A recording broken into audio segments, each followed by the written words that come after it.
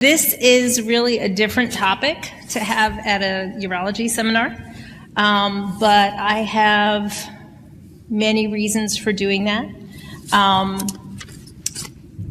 In having done urodynamics and bladder treatments on patients over years, I've seen many more people coming in with dementia. People are living longer. We're outliving our body's capability to function properly. So the dementia rates are going up, up, up. Autism rates are because of multifactorial, but because of environmental pollutants and school systems changing and trying to do a cookie cutter approach for education, and genetics, of course, is in there too. We'll talk about that more later. There are more people being diagnosed as being on the spectrum, and that changes how we need to do things. I know Chris Tucci and Heather Gunn did a great job yesterday on talking about education and workplace violence. And yes, the people I'm talking about today are prone to having violent outbursts. That part they've already discussed with you because the protocol at wherever you work is different from what protocol I have or what I use. Review that, know that, because these people are here, they're coming. As my son says, autism is just a personality type, so get used to it. Oh, and I forgot to say, I have nothing to disclose, no financial arrangements with anybody. My arrangement is with my family and the School of Hard Knocks, so I've got lots of tips, under the table tips for you guys. Just a brief overview. We're going to just look at basic brain development, normal aging changes. I'm going to discuss a little bit pure autism and Asperger's syndrome, Alzheimer's, vascular dementia, Lewy body dementia, frontotemporal dementia. Did you know there are 20 different types? I didn't until I really started looking at it. And now the scary thing is somebody can have more than one kind at a time. That really is something to think about. We're going to touch on Huntington's disease, and then I'm going to tell you guys how to give aware care. This is just, my friend put this together when we were doing our presentation in 2017. It was aimed mostly at teachers, so not nurses. It is just an overview of the different processing areas of the brain. So in the front, you've got, in the frontal lobe, you have logic and reasoning, planning, more toward temporal, long-term memory, comprehension, processing speed, auditory and visual processing, kind of more toward the back. Attention, emotional response, it's all across the brain there.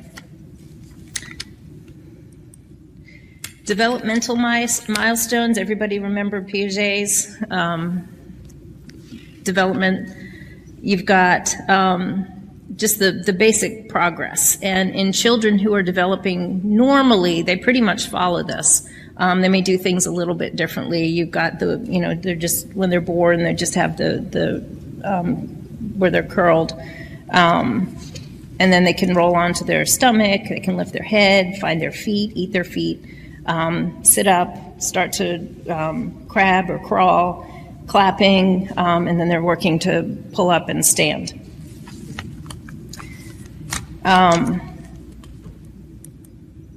The developmental milestones, this is just a little more broken into processes.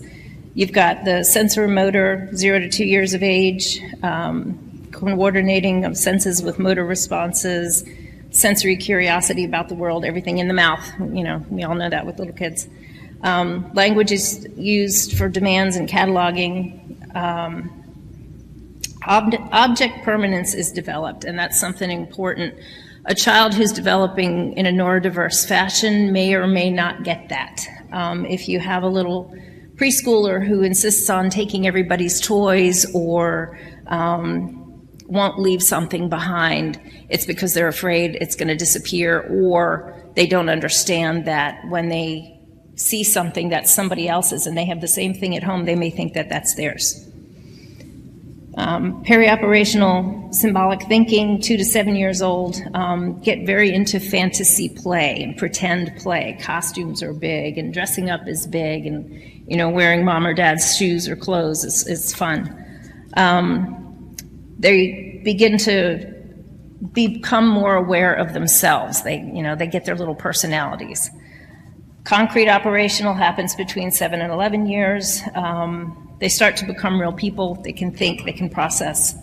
And then formal operational comes later. If you have a child who is unable to transfer concepts that they've learned in one place, you at home teach them when you're done with dinner, you clear the plate. When you go to a friend or a neighbor's house, if they don't ask, would you like me to take the plate to the sink or the dishwasher? You remind them a few times, and if they're just not getting it, it's an issue. So, when things go differently. Back in the 1940s, everybody maybe remembers Hans Asperger. I don't know if you know the whole story. I don't recommend reading it. He was in what's now Czechoslovakia and was granted funds to study. He had this theory about young boys and development and how they were developing differently, and what he diagnosed or laid out the criteria for was Asperger's. Funny thing, guess who had Asperger's? Hans Asperger. When the Nazis came through World War II, they continued to fund his work in the agreement that the young boys that he helped model and give good behavior to and make functional human beings went to the front line. So yeah, we're not fans of him, except for his diagnostic criteria. He got the short end of the stick.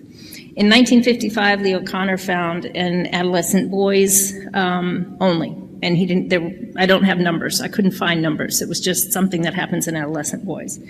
72, we have the rates were 1 in 2,500. That's when we started to pay attention to people with disabilities. 1994, the diagnosis came out. We had autism spectrum disorder, Asperger's, and pervasive developmental disorder. In 2000, it was 1 in 150 boys. The CDC started the diagnostic criteria at age 8. In 2004, we had the new toddler diagnostic criteria, and it was 1 in 125. 2013, it was all umbrella types of autism, and some of that is ADD, all the way up to savant, and that's 1 in 125. 2013, I'm sorry, that was 1 in 50. In 2018, the female criteria was added. Everything up until that point had been based on the male studies that Asperger's did. And then when the females were added in, it was 1 in 44. This year, it's been said that it's 1 in 36. I read a study out of the UK that said in 2050, it's going to be 1 out of 2 people who qualify as having some component of being on the autism spectrum. That's a little scary. What is autism? Sorry, boomy. Everyone is different. If you've met one person with autism, you've met one person with autism. There are some key features. This is a nice little infographic. I have a lot of infographics. I have permission to use all of them, and I have permission to share them with you so that you can use them. Please print this stuff out, put it around your clinic, make it available, put it around at the hospital. Do your own little session so that you can help other people learn about it. I won't go through all the little fine details. Main things that affect people with autism are lights, sensory. If you know anybody that has an autistic child and it's back to school time and you come in and you've got the nice stretchy pants, with the pockets so they can put their games in there, or you have nice new t-shirts and they have tags in the back, I can guarantee you every single one of those tags is going to be on the floor. They can't, it's too much, it's prickly, they can't stand it. They don't like smells, they don't like some textures of food, or they have an extreme desire for a particular flavor or texture of food. Chicken nuggets, fries, ketchup. Chicken nuggets, fries, ketchup. And it'll be that for every meal.